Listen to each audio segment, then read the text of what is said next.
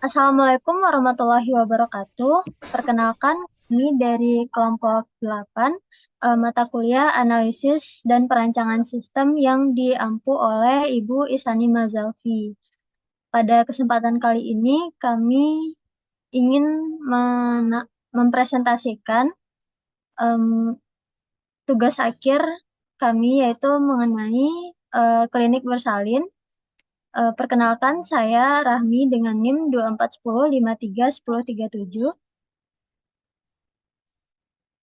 Perkenalkan, saya Saki Rahman Yusuf dengan NIM 2410 5320054. Saya Muhammad Rafi dengan NIM 2410532079. Saya Muhammad Rafli dengan NIM 2410533042. Saya Alia Mufita dengan NIM 2410533013. Baiklah, langsung saja kita mulai pada pembahasan pertama, yaitu latar belakang yang akan dijelaskan oleh Sakif. Kepada Sakif dipersilakan. Baik, terima kasih Rami. Saya akan menyampaikan latar belakang dari pembuatan proyek kami ini. Perkembangan teknologi informasi seperti pada saat sekarang ini menuntut fasilitas kesehatan, termasuk klinik bersalin bidan mandiri, untuk dapat memberikan pelayanan yang cepat dan akurat melalui pengelolaan data yang optimal. Namun, operasional di klinik tersebut sampai saat ini masih dilakukan secara manual menggunakan buku besar, mulai dari pendaftaran, pencatatan rekam medis, pemantauan ketersediaan kamar, sampai pembuatan faktur pembayaran. Sistem konvensional ini memicu berbagai macam masalah, seperti lambatnya pencarian data pasien, tingginya risiko kerusakan fisik atas dokumen, serta potensi kesalahan hitung atas transaksi. Oleh karena itu, diperlukan perancangan sistem informasi yang berbasis database yang terkomputerisasi untuk mengintegrasikan dan mengotomatisasi seluruh data operasional klinik agar pengelolaan data dapat menjadi lebih modern, aman, dan efisien. Next. Kemudian poin selanjutnya yaitu rumusan masalah, di mana kami menemukan kurang lebih 6 pertanyaan.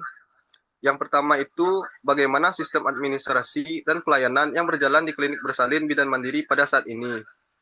Yang kedua, ada apa saja kendala yang muncul dari penggunaan sistem pencatatan manual. Yang ketiga, bagaimana merancang basis data yang terintegrasi untuk data pasien, kamar, serta reservasi. Yang keempat adalah bagaimana merancang alur sistem baru yang dapat mendukung proses check-in dan check-out dari pasien. Yang kelima, bagaimana merancang antarmuka yang mudah digunakan oleh petugas administrasi. Dan yang terakhir adalah bagaimana mengimplementasikan sistem yang terkomputerisasi untuk melakukan otomatisasi faktur dan laporan operasional. Next. Kemudian poin selanjutnya yaitu tujuan sistem. Setelah kita mengetahui masalah-masalah yang terjadi pada klinik bersalin bidan mandiri ini, kami mulai menyusun proyek yang bertujuan untuk yang pertama, mengetahui sistem administrasi dan pelayanan yang berjalan di klinik bersalin bidan mandiri. Yang kedua adalah mengidentifikasi kendala yang muncul dari penggunaan sistem pencatatan manual. Yang ketiga adalah merancang basis data yang terintegrasi untuk pengelolaan data pasien, kamar, serta reservasi. Yang keempat yaitu merancang alur sistem yang mendukung proses check-in serta check-out dari pasien. Yang kelima adalah merancang antarmuka pengguna atau user interface yang mudah digunakan. Dan yang terakhir yaitu mengimplementasikan sistem informasi yang terkomputerisasi untuk dapat mengelola faktur serta laporan operasional. Next. Kemudian poin yang terakhir yaitu manfaat, di mana kami membaginya ke dalam 3 kelompok besar. Yang pertama yaitu bagi klinik bersalin bidan mandiri, di mana yang pertama itu dapat meningkatkan efisiensi kerja, yang kedua keamanan data yang lebih baik, serta akurasi transaksi dan pelaporan yang lebih baik. Kemudian bagi pasien, di mana yang pertama tentu saja dengan menggunakan sistem ini pelayanan akan menjadi lebih cepat. Yang kedua adalah dapat meningkatkan kepuasan bagi para pasien. Kemudian yang terakhir, manfaat bagi kami sebagai mahasiswa. Yang pertama yaitu penerapan dari ilmu perkuliahan yang kami dapat selama ini. Dan yang kedua adalah dapat melatih kerjasama sebagai satu tim. Baik, masuk kita kepada tahap analisisnya. yang mana saya akan membacakan poin-poinnya secara garis besar saja untuk mempersingkat waktu. Jadi hasilnya yaitu pencatatan data masih dilakukan secara manual, sehingga proses administrasi menjadi lebih lambat. Kemudian pencarian data membutuhkan waktu yang lama, pengecekan kamar juga belum otomatis, dan perhitungan pembayaran masih manual, dan terakhir pembuatan laporan belum terintegrasi. Next. Nah, permasalahan pada sistem lama itu yaitu data pasien itu sering mengalami kesalahan pencatatan karena seluruh data ditulis secara manual. Selanjutnya, risiko kehilangan data itu cukup tinggi sebab data hanya disimpan dalam bentuk arsip dan dokumen fisik. Kemudian pencarian data pasien membutuhkan waktu yang lama terutama saat mencari riwayat kunjungan pasien.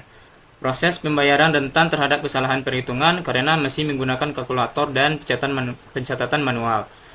Lalu laporan administrasi itu lambat dibuat sebab petugas itu harus merekap datanya satu persatu. Kemudian riwayat pasien sulit diketahui karena data belum tersimpan dalam database. Selanjutnya, pengelolaan layanan tambahan belum terintegrasi sehingga proses administrasi menjadi lebih sulit dilakukan. Terakhir, mengalami kesulitan dalam membuat laporan pasien warga negara asing yang diwajibkan oleh pihak kepolisian karena data tersebut masih dicatat manual. Next.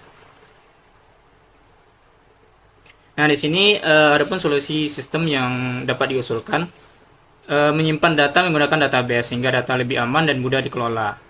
Pencarian data pasien lebih cepat karena data tersimpan secara terstruktur, pengecekan kamar dilakukan secara otomatis, pembuatan faktur dilakukan otomatis, laporan dibuat secara otomatis, pengelolaan layanan tambahan dilakukan secara terintegrasi sehingga seluruh data pelayanan tersimpan dalam satu sistem. Terakhir, selain itu, sistem yang diusulkan juga mendukung beberapa fitur tambahan untuk meningkatkan kualitas pelayanan klinik seperti kartu identitas, kartu diskon, pengingat ulang tahun, serta bonus khusus bagi pasien yang melahirkan pada hari kemerdekaan. Next. Nah, terakhir di sini ada analisis terhadap kebutuhan sistemnya, yang mana untuk kebutuhan inputnya itu seperti data pasien, data kamar, reservasi, rawat inap dan persalinan, tenaga medis, pembayaran layanan tambahan, diskon dan bonus pasien, data pasien warga negara asing. Untuk kebutuhan outputnya itu berupa laporan kamar, faktur pembayaran sebagai bukti, pembayaran pasien, kartu identitas, dan kartu diskon pasien. Dan terakhir ada laporan pasien warga negara asing. Kemudian untuk kebutuhan prosesnya, proses pendaftaran pasien, proses reservasi kamar, proses check-in dan check-out, proses pembayaran otomatis, proses pencairan data, proses pembuatan laporan, pengelolaan layanan tambahan seperti ambulans dan perawatan pasca melahirkan. Terakhir, proses pengelolaan bonus dan diskon pasien untuk mendukung pelayanan tambahan klinik secara otomatis. Selanjutnya dilanjutkan oleh teman saya. Baik, di sini saya akan menjelaskan tentang perancangan sistemnya itu di mana kami merancang dari pasien, dimulai dengan ID pasien. Di ID pasien ini kita akan memiliki sebagai ID pasien ini memiliki sebagai primary key, di mana akan ada di beberapa bagian ini juga akan ada ID pasiennya. Tetapi di bagian lain ini, ID pasien ini menjadi foreign key untuk menyambungkan kepada pasiennya. Dan di sini masih ini akan setiap ID pasien ini akan menyambungkan kepada bagian pasiennya untuk menentukan setiap layanan yang dibutuhkan oleh pasien atau yang diperlukan oleh pasiennya. Sekian, saya kembalikan ke Rahmi.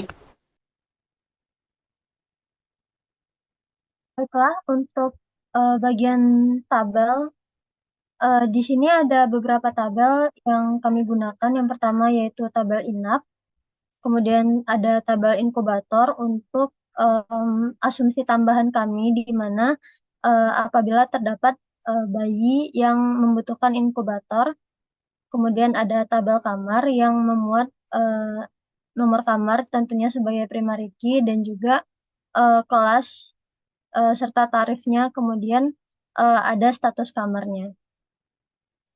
Kemudian ada tabel layanan tambahan. Di sini memuat semua layanan tambahan yang ada di rumah sakit ini seperti layanan home care, ambulans, kemudian layanan coffee and shop, dan juga layanan obat-obatan dan tambah darah.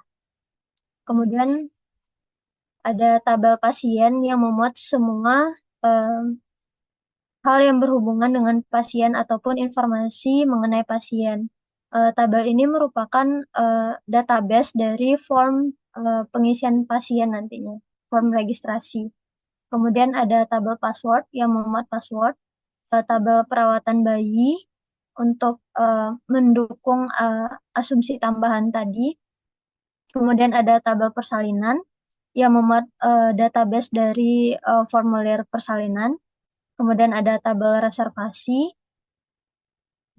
kemudian ada tabel tenaga medis yang tentunya berisi hal yang berhubungan dengan informasi tenaga medis. Oke, kita lanjut ke bagian perancangan sistemnya yang nantinya akan dimulai dari menginputkan username dan juga password.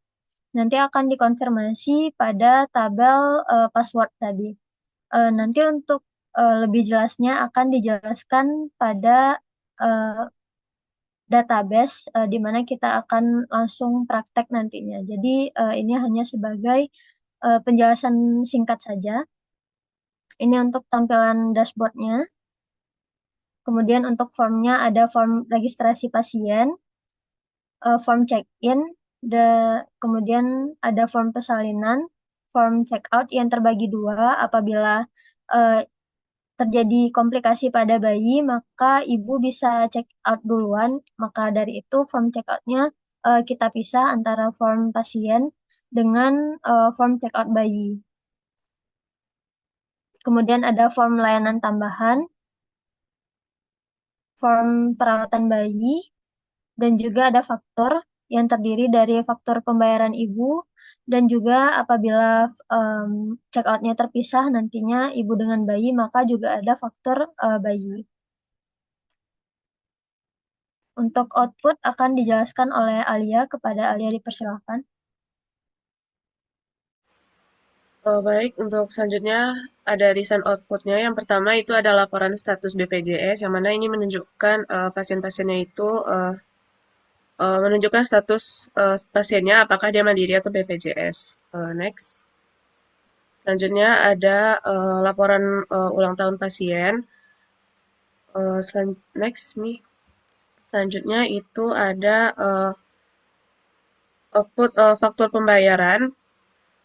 Next. Selanjutnya ada kartu pasien.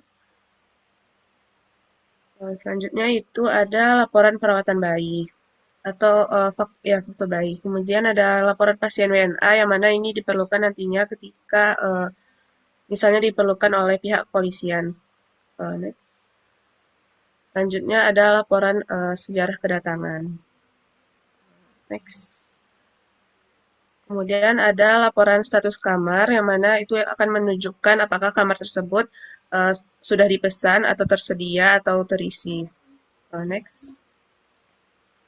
Selanjutnya untuk kebutuhan perangkat keras atau hardware yang dibutuhkan pada klinik bersalin mandiri ini, yang pertama itu ada laptop atau PC administrator, yang mana tentunya laptop ini akan digunakan oleh petugas administrasi untuk menjalankan sistem informasi klinik ini. Kemudian ada prosesor Intel Core i3 atau i5 atau yang setara dengan itu, yang mana ini berfungsi untuk memproses seluruh aktivitas sistem seperti pengolahan database pasien, pencarian data riwayat pasien, perhitungan biaya persalinan, dan lain sebagainya. Kemudian ada RAM, itu minimal kalau untuk klinik bersalin ini minimal 4 GB, yang mana ini digunakan untuk mendukung kinerja sistem untuk menjalankan Microsoft Access dan beberapa proses administrasi secara bersamaan sehingga sistem itu tidak mudah lambat atau mengalami gangguan.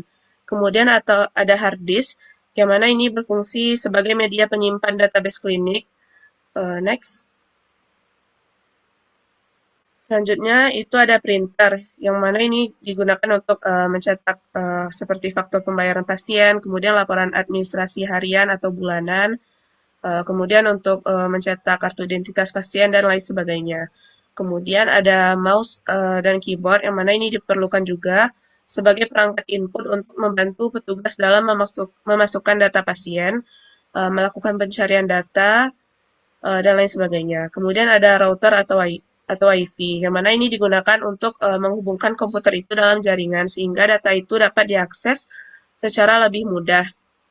Kemudian ada flash disk atau hard disk internal, yang mana ini tuh digunakan untuk melakukan backup data sistem secara berkala agar data pasien dan administrasi klinik itu tetap aman apabila terjadi kerusakan pada perangkat utamanya. Next. Selanjutnya itu ada kebutuhan perangkat lunak atau softwarenya, yang mana yang pertama itu ada Windows 11, yang mana itu digunakan sebagai sistem operasi utama untuk menjalankan seluruh aplikasi pada komputer administrasi klinik. Kemudian ada Microsoft Access, yang mana ini digunakan untuk membangun dan mengelola sistem database klinik bersalin ini. Kemudian ada Microsoft Word, yang digunakan untuk membuat dokumentasi sistemnya. Kemudian Microsoft Excel mungkin ini bisa membantu pengolahan data dan juga administrasi. Next. Selanjutnya mungkin juga bisa menggunakan Google Chrome untuk mengakses internet atau dalam mencari referensi atau mengunduh kebutuhan sistem lainnya. Kemudian ada DBMS atau Database Management System, yang mana ini digunakan untuk mengelola database sistem itu secara terstruktur sehingga data pasien, reservasi, pembayaran, dan laporan itu dapat tersimpan dengan aman, mudah dicari, dan juga terorganisir dengan baik. Kemudian ada antivirus, yang mana digunakan untuk melindungi sistem komputer dan database klinik itu dari virus yang dapat merusaknya. Kemudian ada driver printer, yang mana ini digunakan agar printer itu dapat terhubung dengan sistem dan mampu mencetak faktur pembayaran, laporan, dan lain sebagainya. Next. Untuk estimasi waktu proyeknya itu untuk menjamin keberhasilan implementasi sistem informasi basis data pada klinik bersalin bidan mandiri ini, proyek ini disusun secara terstruktur dengan mengadopsi metodologi System Development Lifecycle atau SDLC. Gunanya itu untuk menyelaraskan antara kebutuhan digital klinik dan juga keterbatasan waktu eksekusi, yang mana seluruh tahapan ini secara itu durasinya kira-kira 2,5 bulan atau 10 minggu, agar operasional pelayanan persalinan di klinik ini dapat tetap berjalan 100% tanpa gangguan. Kami membaginya itu menjadi 3 tahapan kerja. Yang pertama itu fase fondasi, yaitu perencanaan dan analisis kebutuhan, yang mana itu terjadi di minggu pertama dan kedua. Kemudian fase eksekusi, yaitu desain, pembangunan dan integrasi sistemnya pada minggu ketiga sampai keenam.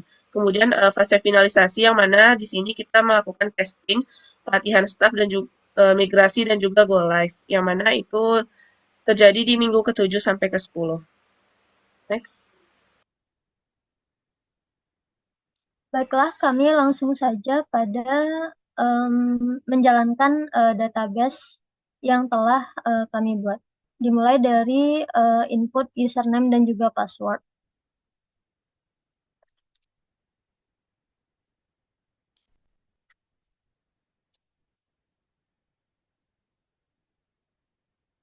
Setelah login akan langsung memunculkan dashboard. Pada dashboard bisa dilihat ada tampilan pasien aktif, jumlah kamar kosong, jumlah kamar yang terisi, jumlah reservasi. Semua ini diupdate pada setiap hari. Kemudian ada status kamar juga di sini terisi, tersedia dan dipesan. Status pasien yang akan terdiri dari nama pasien, kelas yang kamar dan juga kelas kamar yang ditempati pasien, tanggal berapa pasiennya check-in, kemudian status BPJS-nya, dan bagian ini apabila pasien itu berulang tahun pada hari check-in, maka akan memunculkan notifikasi bahwa pasien tersebut sedang berulang tahun. Baik, kita langsung saja masuk ke menjalankan bagian registrasi pasien. Di sini kita wajib mengisi nomor pasien terlebih dahulu.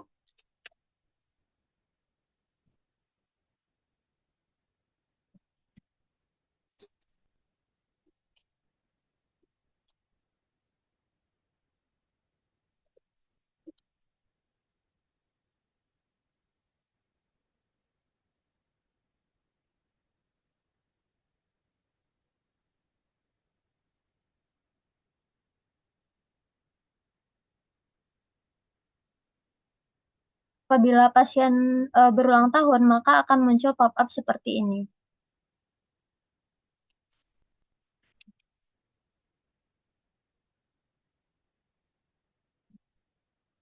Kemudian kita asumsikan bahwa pasien adalah pasien mandiri.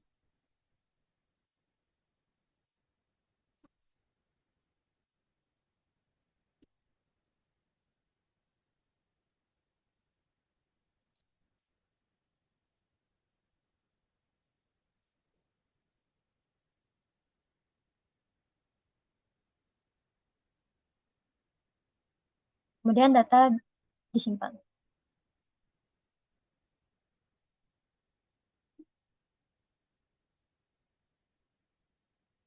Nanti apabila dibuka kembali pada dashboard,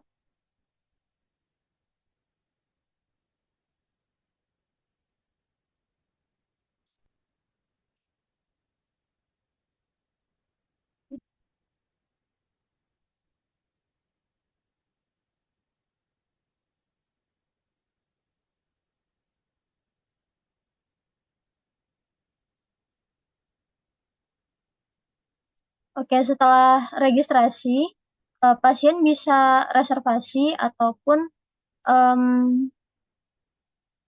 melakukan check-in. Apabila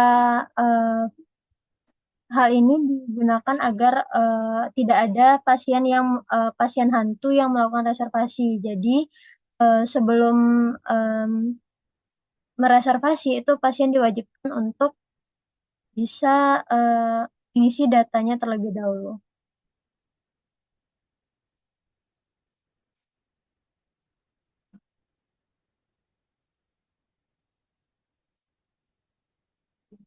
Nah, pada bagian check-in akan langsung ada nama Nirmala, pasien yang baru tadi kita tambahkan, dan tanggal check-in-nya adalah hari ini.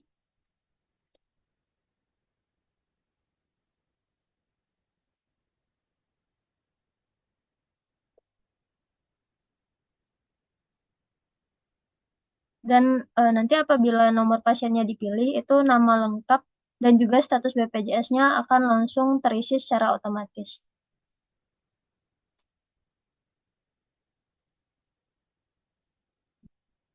Apabila jadwalnya diisi di sini, ini pengisian jadwal ini gunanya untuk mengisi nama bidan dan juga perawatnya.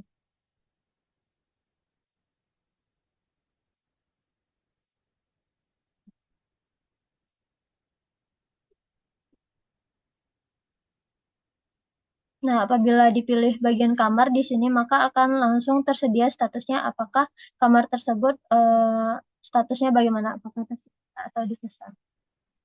Kemudian di sini status inap dibuat aktif agar pada dashboard itu terlihat bahwa pasien ini sedang aktif.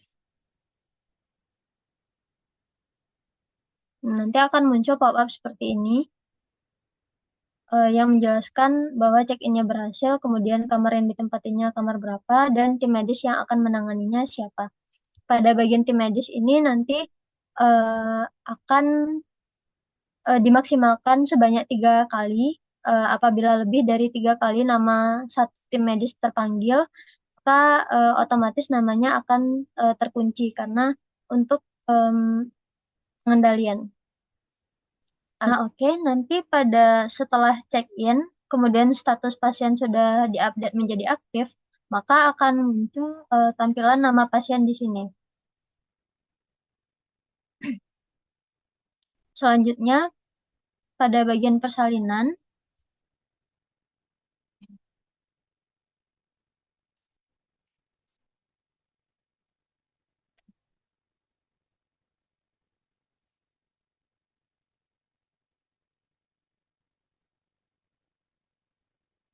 di sini apabila pasien itu bersalin di hari kemerdekaan, maka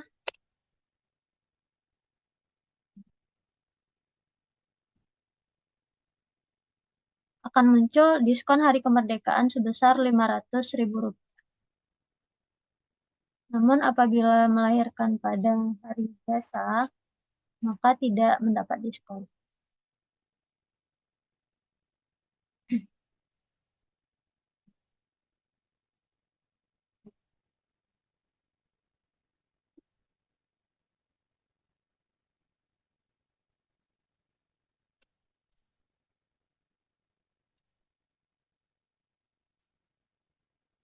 Nah, di sini apabila kondisi bayi itu ternyata kuning, maka langsung akan muncul pop-up seperti ini dan akan diarahkan pada form perawatan bayi.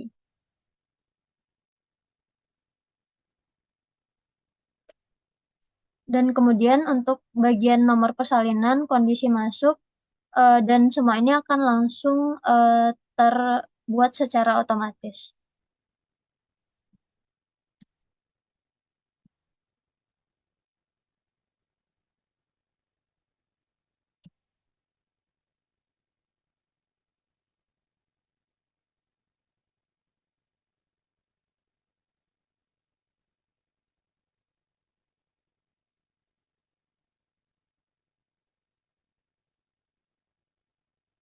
Nah, kemudian nanti apabila selama pasien dirawat itu eh, pasien melakukan pelayanan tambahan, maka atau memerlukan pelayanan tambahan, maka di sini pasien bisa langsung mengisi bagian layanan tambahan.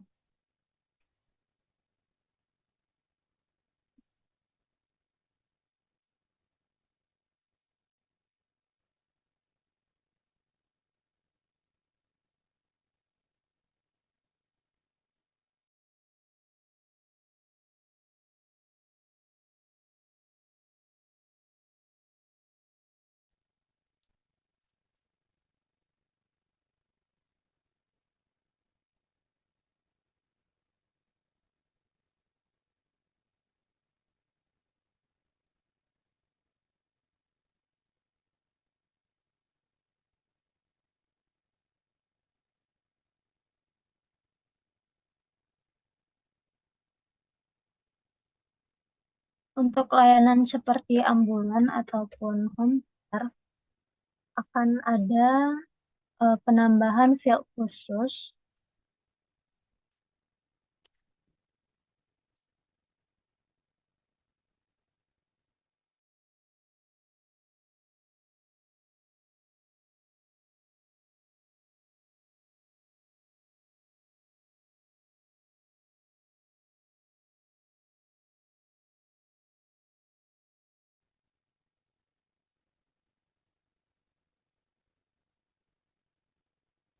Nah, kemudian kita lanjut ke check out.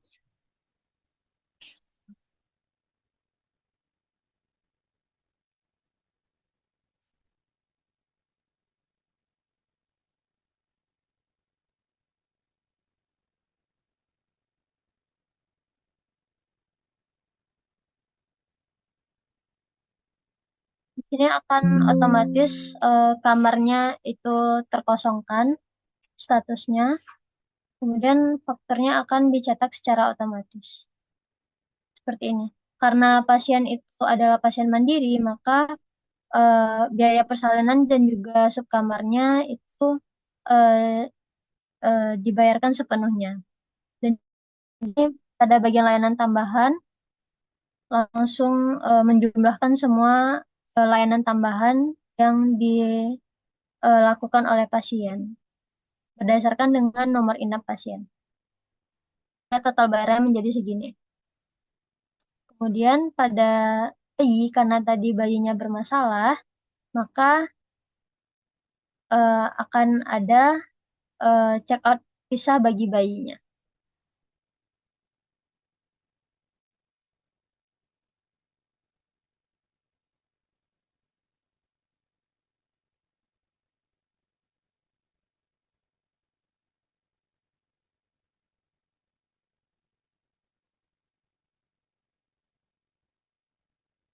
Ini.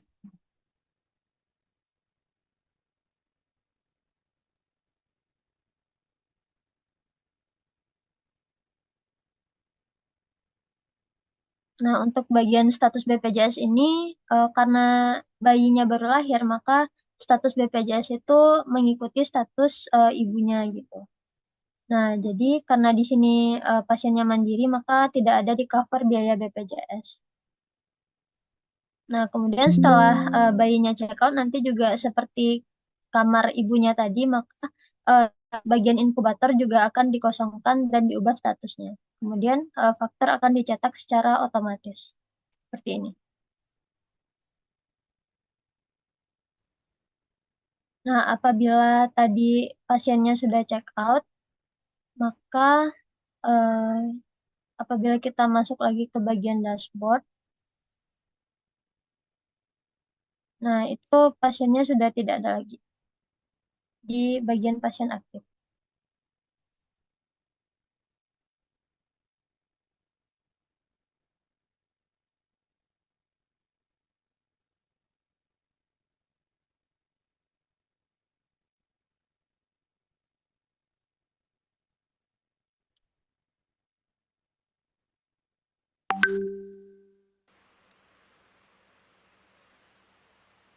Selanjutnya itu ada laporan pasien WNA, yang mana ini tuh digunakan jika misalnya ada pihak kepolisian yang bertanya apakah ada pasien WNA. Yang mana di sini pada laporan ini menunjukkan nama pasiennya, kemudian asal negaranya, ada nomor paspornya, kemudian nama suaminya, dan juga status dan juga tanggal check-in-nya.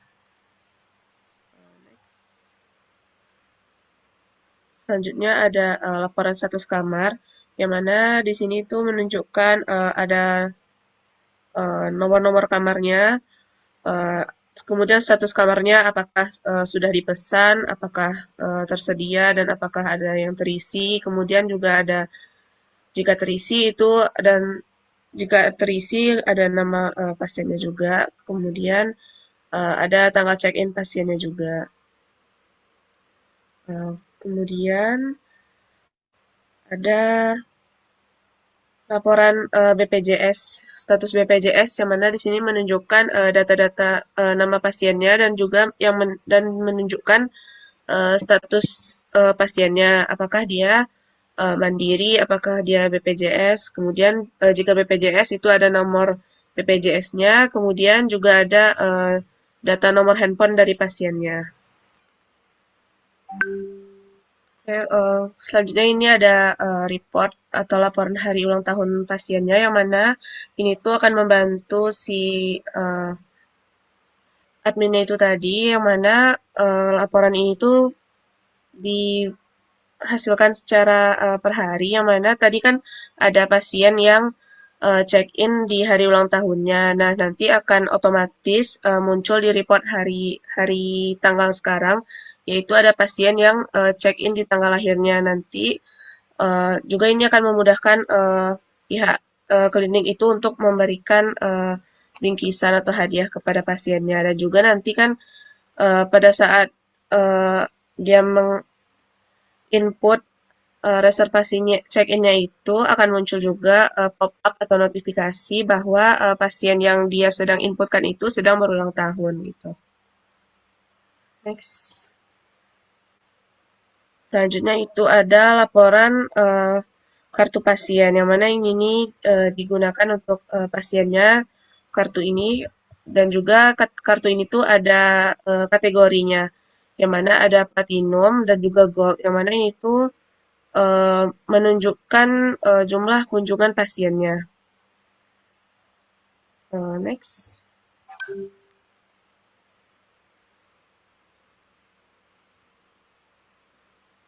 Kemudian untuk laporan sejarah kedatangan pasien, yang mana ini menunjukkan tanggal check-in-nya, kemudian nomor kamarnya, dan juga tentunya ada nomor pasiennya, ada nama pasiennya, dan juga bidan penanggung jawabnya, sehingga jika terjadi mungkin ada masalah atau apapun itu bisa kita telusuri bagaimana sejarah kedatangan pasien tersebut. Untuk Ini bagian kesimpulan akan dijelaskan oleh Rafli. Kepada Rafli dipersilakan.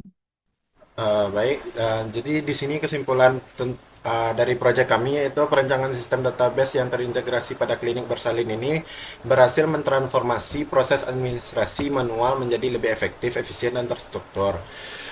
Dengan menggunakan konsep IRD, sistem ini mengelola data pasien, reservasi kamar, hingga layanan tambahan seperti ambulan, perawat, pasca melahirkan secara user-friendly. Di mana implementasinya database ini tidak hanya mempercepat pembuatan faktur otomatis dan pencarian data, tetapi juga memudahkan manajemen memperoleh laporan operasional yang cepat dan akurat guna meningkatkan kualitas pelayanan serta mendukung pengambilan keputusan yang lebih baik. Next. Dan saran yang kami dapat untuk pembuatan ya pembuatan kami ini proyek kami ini yaitu sistem dapat yang pertama yaitu sistem dapat dikembangkan menjadi berbasis web atau mobile agar memudahkan akses data secara online dan real time. Dua, perlu ditambahkan sistem keamanan data seperti login penggunaan, hak akses admin, dan backup database secara berkala untuk menjaga keamanan informasi pasien. Yang ketiga yaitu sistem dapat dikembangkan dengan fitur notifikasi otomatis seperti pengingat jadwal reservasi pembayaran maupun ucapan ulang tahun pasien. Dan yang keempat yaitu integrasi dengan sistem BPJS dan pembayaran digital dapat ditambahkan agar proses administrasi menjadi lebih cepat dan modern. Yang kelima yaitu tampilan antarmuka, sistem perlu terus dikembangkan agar semakin menarik, sederhana, dan mudah digunakan oleh seluruh petugas klinik. Yang keenam, diperlukan pelatihan bagi pengguna sistem agar implementasi sistem dapat berjalan dengan maksimal dan meminimalkan kesalahan penggunaan. Yang ketujuh, sistem diharapkan dapat terus dikembangkan sesuai kebutuhan klinik di masa depan, terutama dalam pengelolaan laporan medis dan pelayanan pasien secara menyeluruh. Baiklah, cukup sekian presentasi dari kelompok kami. Kami mohon maaf apabila ada kesalahan maupun kekurangan kata. Kami akhiri. Wassalamualaikum warahmatullahi wabarakatuh.